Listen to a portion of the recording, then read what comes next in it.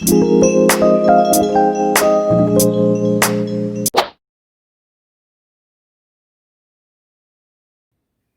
adalah suatu inovasi yang mampu membuat pasar baru yang pada akhirnya akan menggantikan pasar yang telah ada sebelumnya.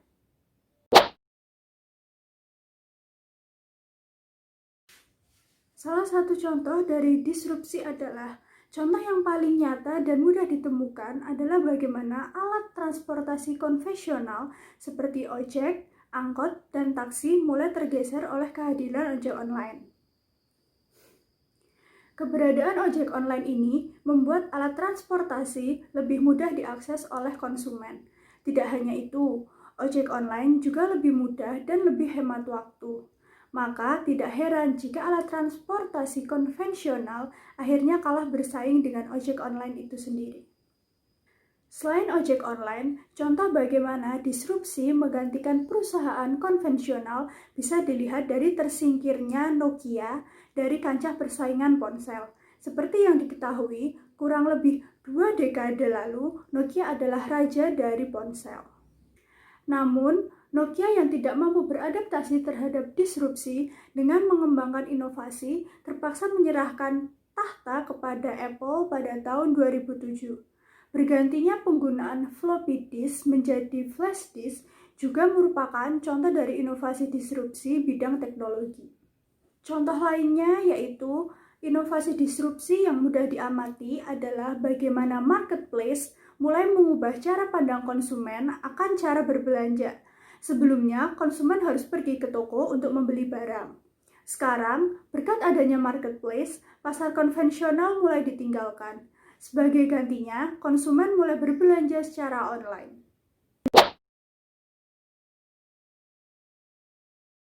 Dampak positif. Yang pertama yaitu sudah tentu semua jadi lebih cepat dan efektif. Yang kedua, semua jadi relatif lebih murah daripada sebelumnya. Yang ketiga yaitu muncul banyak peluang usaha baru. Dampak negatifnya yaitu yang pertama, yang dahulunya menjual dengan harga yang mahal, sekarang harus menurunkan harganya supaya dapat bersaing. Yang kedua yaitu yang tidak mau menerima perubahan maka akan tergilas zaman. Yang ketiga yaitu yang dahulunya memproduksi barang tidak cepat atau efektif maka akan terasa terganggu dengan adanya perubahan di era disrupsi ini. Berikut adalah beberapa strategi untuk menghadapi disrupsi. Yang pertama yaitu membuat inovasi baru. Dengan membuat inovasi baru akan membuat bisnis kita tidak mengalami disrupsi. Karena dapat kita ketahui bahwa terjadinya disrupsi karena tidak ada perubahan dan perkembangan suatu bisnis dan salah satunya adalah inovasi. Yang kedua yaitu kolaborasi. Dengan kolaborasi akan membuat suatu bisnis menjadi lebih efektif dan efisien sehingga dapat mengembangkan bisnisnya dengan baik. Yang ketiga yaitu ubah pola pikir.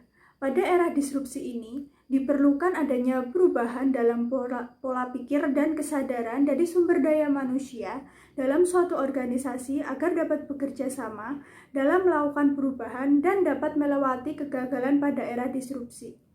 Karena dampak dari disrupsi ini akan merubah segala sesuatu hal dalam melakukan proses bisnisnya.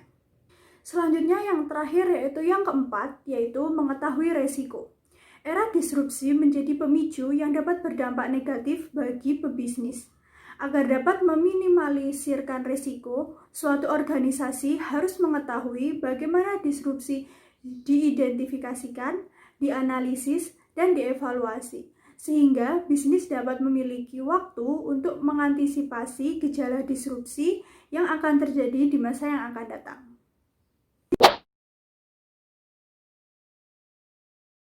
Kemampuan apa saja yang harus ada di era disrupsi ini? Yang pertama yaitu kemampuan konseptual. Bagaimana membuat perencanaan bisnis memindah berbagai masalah di dalam maupun di luar perusahaan demi menentukan langkah strategis bagi perusahaan. Yang kedua yaitu kemampuan bisnis, yakni bagaimana sumber daya manusia melayani konsumen. Dalam poin ini dibutuhkan proses entrepreneurship. Yang ketiga yaitu kemampuan organisasional. Di sini, sumber daya manusia memperlihatkan kemampuan dalam mengeksekusi perencanaan bisnis. Ada 4 poin dalam keahlian berorganisasi, yaitu execution, focus, organizational awareness, concern of order, and adaptability. Sebagai generasi penerus bangsa, generasi milenial di Indonesia tidak boleh kalah dalam persaingan dengan anak-anak muda di negara lain. Pendidikan yang tinggi saja ternyata tidak cukup. Anak muda di Indonesia zaman sekarang harus dibekali dengan berbagai pengalaman dan soft skill yang baik. Nah, menjadi pribadi yang kreatif, aktif, serta inovatif tentu harus dimiliki dalam jiwa anak muda. Itu adalah syarat utama bagi generasi milenial untuk dapat bersaing dan menghadapi berbagai tantangan di dunia yang semakin dinamis ini. Lalu, bagaimana sih cara agar kita bisa menjadi generasi milenial yang kreatif, aktif, serta inovatif di era modern saat ini? Untuk menjadi anak muda zaman sekarang yang kreatif, aktif, serta inovatif, kita perlu membiasakan diri untuk melakukan aktivitas-aktivitas berikut ini. Aktivitas yang pertama yaitu perbanyak membaca buku. Yang kedua yaitu menggunakan internet dan media sosial secara bijak.